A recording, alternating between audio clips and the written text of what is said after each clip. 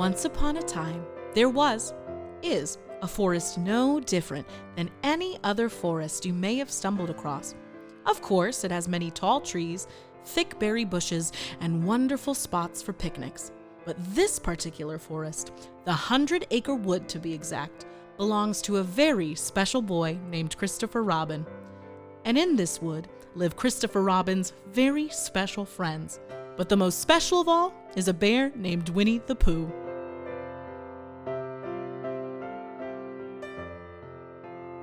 Gothic Library Productions presents Winnie-the-Pooh, based on the characters created by A. Milne, adapted and directed by Pearson. Episode 1, Adventures in Honey.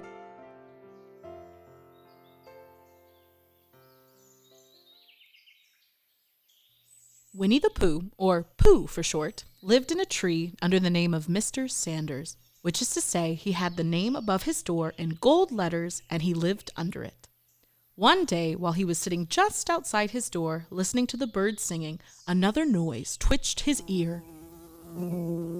Think. That buzzing noise means something. You don't get a buzzing noise like that, just buzzing without it meaning something. If somebody is making a buzzing noise, the only reason that I know of is because you're a bee. And the only reason for being a bee that I know of is making honey. And the only reason for making honey is so I can eat it. Pooh followed the buzzing back to a large oak tree, where the bee flew back to its hive. Thus he began to climb the tree. He climbed and he climbed. As he climbed, he sang a little song to himself. Isn't it funny how a bear likes honey? I wonder why he does. Golden and runny, scrumptious and yummy. It must be why he does. But to think if bears were bees, building their nests below the trees. And likewise, if bees were bears, we needn't climb so many stairs. Isn't it funny how a bear likes honey? This Pooh Bear certainly does. And just as he was reaching the hive... Help! If only I hadn't... See what I meant to do. Well, it all comes, I suppose, from liking honey so much. Earthbound once more, Pooh crawled out of the gorse bush, brushed the prickles from his nose, and began to think. The first person he thought of was... Piglet? Christopher Robin. Oh. Christopher Robin lived at the edge of the wood. You could spot which tree was his by the bright green door. Good morning, Christopher Robin. Good morning, Pooh. I wonder if you've got such a thing as a balloon about you? A balloon? What for? Honey! I've been thinking, and when you go after honey with a balloon, the bees may not know you're coming. If I used a green balloon, they might think I'm part of the tree. If I used a blue balloon, they might think I was part of the sky. Wouldn't they notice you underneath the balloon? They might, then again, they might not. You never can tell with bees, unless I disguise myself as a rain cloud. Better take the blue balloon, then. Pooh took it, then went to a very muddy place of which he knew of. He rolled and rolled until he was quite muddy all over. Hooray! What are you supposed to be? What do I look like? A bear with a balloon. I'm a rain cloud, of course. Perhaps it'll look better when I'm higher. Let me get you a boost up. Pooh Bear gently floated up into the air. He could practically smell the honey the higher he floated. Delighted as he was, he sang another little song. How sweet to be a cloud floating in the blue. Every little cloud always sings aloud. How sweet to be a cloud floating in the blue. It makes him very proud to be a little cloud. Pooh floated all the way to the top and reached out for the honey, but it was just out of reach. Pooh, too, had noticed that the hive was starting to buzz quite strangely. Christopher Robin, I think these are the wrong sorts of bees. Come back down quick. The balloon's tied to my paw. I don't think I can let go. Perhaps you can pop the balloon with a rock or a pebble? But that would spoil the balloon. But if you don't, the bees will spoil me. Never mind. Pooh, are you all right? Well, it's like I've always said. You never can tell with bees. And so Pooh decided to stick with the honey that Christopher Robin would provide him with. Several mornings later, Pooh was on a deep thinking walk. thinking up of all things a new hum. While he was humming this hum, he came across a hole in a sandy bank. If I know anything about anything, that hole marks Rabbit's house. And rabbit means company, and company means someone to share hums to. Rum-tum tiddle-iddle, rum-tum tiddle-iddle, rum-tum-tum tiddle-um. Is anybody home? Is anybody at home? Nope. Isn't there anybody here at all? Nobody. There must be somebody there because somebody must have said nobody. Rabbit, isn't that you? Nope. But isn't that Rabbit's voice? I don't think so. It isn't meant to be. Oh, well, could you very kindly tell me where Rabbit is? Gone to visit Winnie-the-Pooh. But that's me. What sort of me? Winnie-the-Pooh. Are you sure? I hope so. And quite right you are. Come in, my friend. It is good to see you. Who else did you think it was? Well, I wasn't sure. You know how it is in the forest. One can't have just anybody coming into one's house. What with this new talk of strangers in the woods, one has to be careful. Strangers? Oh, haven't you heard? Honey in your tea? What am I saying? Of course you will. Mustn't forget the biscuits either. Honey or condensed milk with your bread, Pooh Bear. Rabbit took the time to tell Pooh all sorts of rumors about newcomers to the 100-acre wood. Some big, some little, some who hop, and some who slither. But Pooh retained very little of Rabbit's rant, happily munching away at the honey Rabbit continued to dole out. Well, thank you, Rabbit. The honey was delicious. But I must be going now. Well, goodbye. If you're sure you won't have any more. Is there any more? No, there isn't. Oh. Goodbye, then. So Pooh started to climb out of the same hole he climbed into. He pulled with his front paws and pushed with his back paws. His nose was out in the open again, and then his ears, and then his front paws, and then his shoulders, and then... Oof. Perhaps I should go back. Oh, bother. I can't go back. I should go on. I can't do either. Oh, help and bother. Rabbit, finding the front door full, went out the back. Pooh, are you stuck? No, just resting and thinking and humming to myself, tra-la-la. Rabbit pulled and pulled. Ow! Well, the fact is you're stuck. All comes from eating too much, I suppose. Just as I thought. I didn't want to say anything at the time. Or maybe it comes from not having your front door big enough. I'll go fetch Christopher Robin. He'll know what to do. Silly old bear, what have you gotten yourself into? I was just beginning to think that Rabbit might never be able to use his front door again. And I should hate to be the bother to cause that. I concur. Of course he'll be able to use his front door again. Oh, good. If we can't pull you out, can we push you back? But then he'd be right back from where he started, and I've only one bed. You mean I'd never get out? Having gotten this far, it seems a pity to waste it. We shall have to wait for you to get thin again. How long would that take? At your size, about a week. But I can't stay here a week. You can stay here, all right. It's getting you out, which is the problem. I can read to you during the day if you'd like, to help take your mind off of things. And if your back end is taking up a good deal of room in my house, would you mind terribly if I use your back legs as a towel horse? They'd be very convenient to hang the towels on. I wouldn't mind, but a week? What about meals? I'm afraid we'll have to ration. Then could you read me a sustaining book, such as would help and comfort a wedged bear in great tightness? For a week, Christopher Robin read that sort of book at Pooh's north end, while Rabbit hung washing at the south end. And in between, Pooh felt himself growing slenderer by the day. Suffice to say, little happened in that time save for a visit from Pooh's dear friend, Piglet. Oh, hello. Yes, this is my house, just inside this beech tree, safe and ground level. You can tell it's mine by the sign over there. Trespassers Will, named after my grandfather, whose full name was Trespassers William. He preferred having two names in case he lost the other. One day during this skinny week, Piglet was just on her way to Rabbit's to trade some acorns for a vegetable or two from her garden. Pooh, what are you doing in Rabbit's door? Hello, Piglet. It appears I may have overate and, well, I got stuck, you see? Oh, Pooh Bear, does it hurt? Not terribly, but it is rather boring, this getting skinnier thing. I haven't had a smackerel of honey in days. Oh dear, you sound almost as gloomy as Eeyore. I wonder... What's that? Well, I'm such a small animal, you see, and I do eat such small things. Would you care for at least one haycorn? I'm not sure. Christopher Why, Rob... good day to you, Piglet. Those are some excellent haycorns. Should be excellent in one of my stews. And how are you this morning, Pooh Bear? Were I another rabbit, this would be most inconvenient. But with his back legs blocking up my front door, I've gained a brand new shelf. Come and see, Piglet.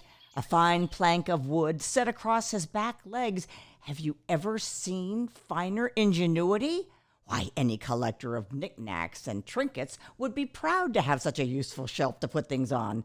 There's grandmother's fine china, my uncle's crystal candelabra, and my prized porcelain teapots. What say you? Oh, I feel quite sorry for Pooh. He must get rather lonely stuck in the hole like that. Lonely? Nonsense. In fact, I'm quite flattered he hasn't tired of my company. Poor Pooh. Fortunately, the week's almost up. Wait, what day is it? Rabbit gently nudged Pooh's backside when legs and all budged a whole inch forward. He moved!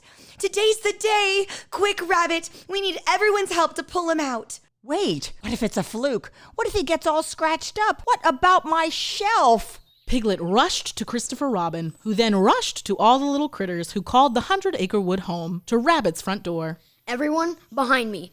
Now, when I give the signal, everyone pull. Are you ready, Pooh? I think so. Wait, I haven't cleared the shelf. Lend me your paw then. My teapot. 1, My crystal candelabra. 2, Emma's china. 3.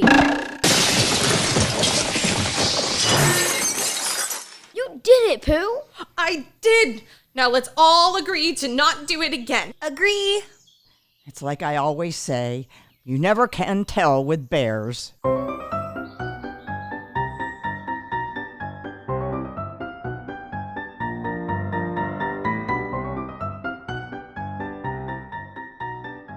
While Pooh may have thinned out for a time, the clouds in the sky did not.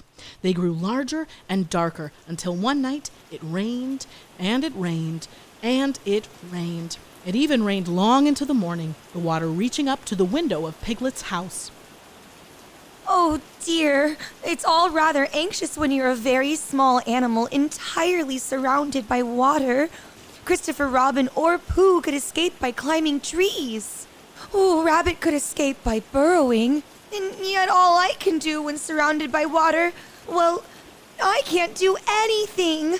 Oh, what would Christopher Robin do? What would Pooh do? In desperation, Piglet shut off the world around her, searching desperately for the best and driest solution. Think, think, think. That's it. Remember that story Christopher Robin told you? The one about the man on a deserted island who wrote a message for help, put it in a bottle, and then threw that bottle out to the sea and was rescued? Of course I do. I was there. Well, maybe that's what they would do. However, by that time the water had begun to fill the walls of the house. Piglet hopped aboard a piece of drifting furniture and sailed her way from the window to anywhere that hadn't been taken by the flood. At last she found a pencil, a small piece of paper, a bottle with a cork, and wrote, It's me, Piglet. Help, please. Small heart sign. Piglet. She placed it in the bottle, popped on the cork, and threw it out into the raging river that now ran through the 100-acre wood. I hope you find someone soon, Bottle, because if you can't, I'll have to swim, and I can't swim very well. Oh, if only I had Pooh here. It's so much friendlier with two. Pooh, on the other hand, had just woken up to find his legs with his feet soaking in the water. This is rather curious, for I am neither a fish, nor is the river that close. Wait a minute, there's water everywhere. Oh, goodness, this is serious. I must plan an escape, but I mustn't forget food. He took his largest pot of honey and climbed to a broad branch on his tree, well above the water.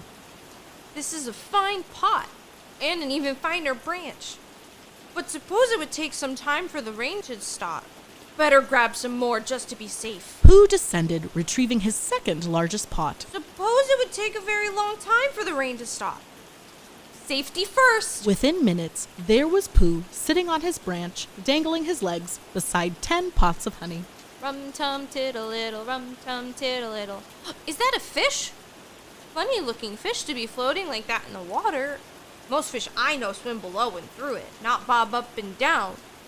Wait a moment, that fish has a letter inside it. That must be a sort of bottle fish. Pooh swept up the bottle and popped open the cork. It's a message. Let's read it. Okay, that letter is P. Pooh starts with P, so it must be a very important message indeed. Let's see, there's that one letter that bends. This other one that looks like a tree. Bother, no good. I'm not much better than Eeyore when it comes to reading. Perhaps Piglet can help me.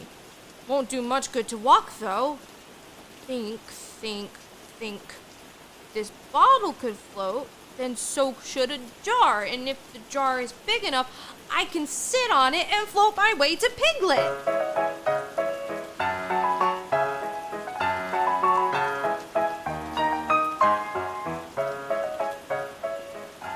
Look, Owl, it's like we're on an island. The atmospheric conditions have been quite unfavorable lately. The what? It has been raining. Yes, it has. The flood level has reached an unprecedented height, even greater than the previous precipitous season. Huh? There's quite a bit of water. Yes, there is.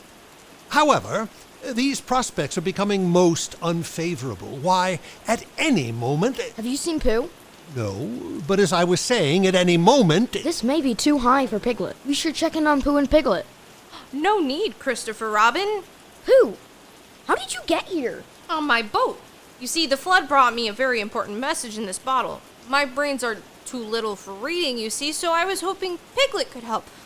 But I suppose I missed a turn somewhere. Let me see this message. Pooh, this is from Piglet. Pooh. Piglet. Oh, Piglet starts with a P too. It says she needs help. We must rescue her. Owl, you fly to Piglet at once and tell her that we are mounting a rescue. I'm off! I'm afraid a honey jar may be too small for the both of us. Then 3 once we reach Piglet. Smaller still. This was the sort of problem that needed a think deeper than any think that Pooh had ever thought. Your umbrella. The one that helped with our deception with the honeybees. If it can keep the rain away, it can keep floodwater away. And it's such a big umbrella, too. It could certainly fit all 3 of us. That's an excellent idea, Pooh. Christopher Robin opened the umbrella and put it downwards into the water. Then both he and Pooh got in and set sail in a southwesterly direction for Piglet's house.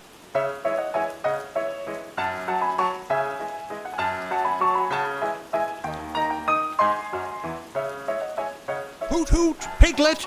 Owl, you've come to rescue me. Even better, someone is coming to rescue you. That's better? Christopher Robin and Pooh are sailing this way right now. Oh, good. But where did Pooh get a boat? Oh, he didn't. He floated on a honey pot. A honey pot?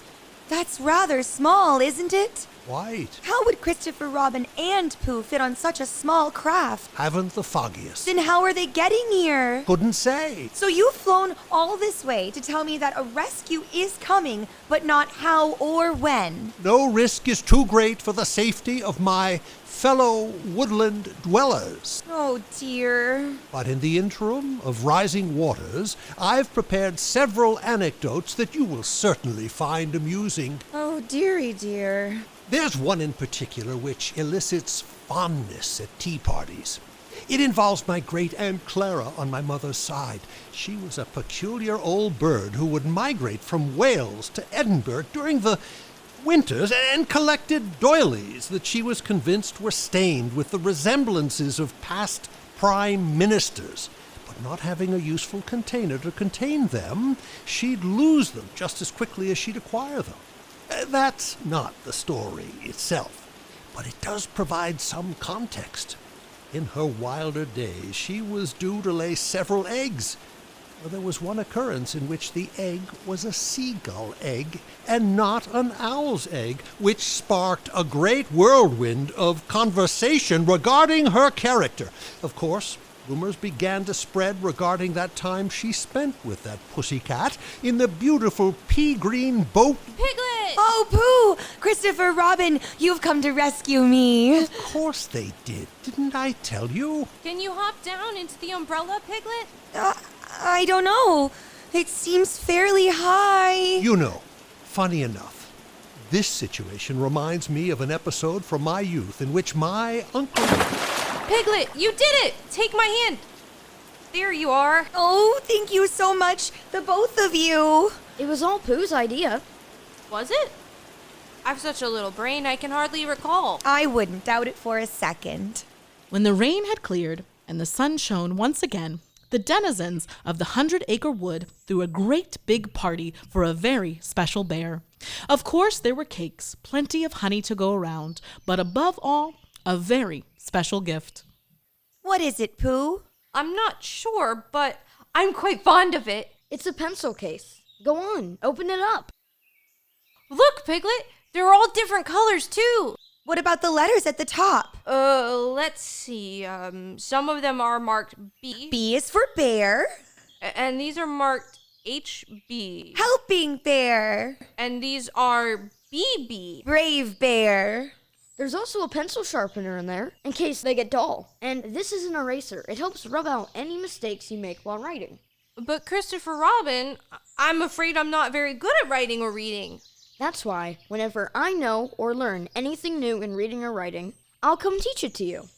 Oh, thank you, Christopher Robin. I'm not sure how far I'll get being a bear of little brain and all, but I will do my very best. I know you will. Silly old bear.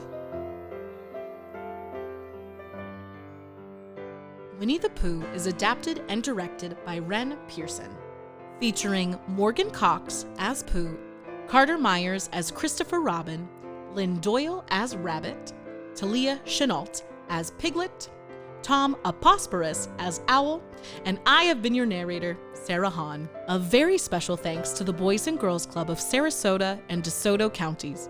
Gothic Library Productions is made possible by collaboration with Theater Odyssey.